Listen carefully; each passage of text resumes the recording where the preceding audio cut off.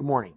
Unless you've been living in a cave recently, you've all heard stories on nearly every news channel about the different Donald Trump cases and how the pundits are all talking about the different co-defendants in the case.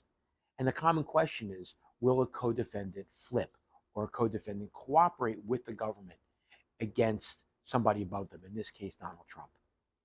And the story behind that is the government always wants somebody lower in the food chain to cooperate against somebody above them, ultimately the ringleader, uh, to help their case out.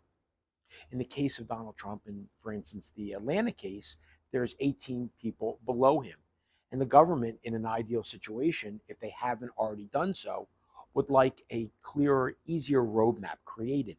And the way they get that is through co defendants or cooperation from underlings and people lower on the totem pole. The government's goal is always to cut off the head of the snake. In the case of the Donald Trump cases, it's Donald Trump. And while I'm not here to talk about the different Donald Trump cases or to take a position on it, what I am here to discuss is the different types of cooperation agreements available. Because there's nothing more valuable in helping yourself to get a better outcome at sentencing than if you have the ability to cooperate. The government is always looking for an easier way to prosecute their case, and certainly always to get somebody higher, somebody a little more sensational. Not everybody has a chance to cooperate, and you can't make up stories just to try to get a better deal. But if you do have the ability to cooperate, maybe information on somebody higher up in your case, or in another case, the government is always willing to listen. There are two different types of cooperation agreements, and in my blog today, you'll see what they are. The first is a 5K1. A 5K1 is a cooperation agreement that occurs prior to your sentencing.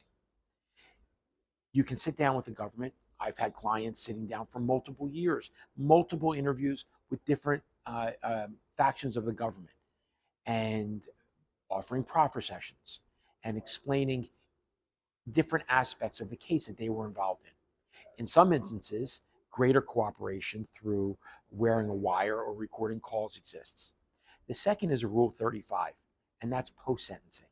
That's where you're brought in to help testify for people above you as well, but it's post sentencing. In both instances of cooperation, it's with the goal of getting you a better deal, a better sentence, maybe better restitution terms, but ultimately, it's how it can help you stay out of prison or spend the least amount of time in prison. Again, there are two different types of cooperation agreements. You're going to hear about it all the time now on the news. And being aware of them and how they can help you is of the utmost importance.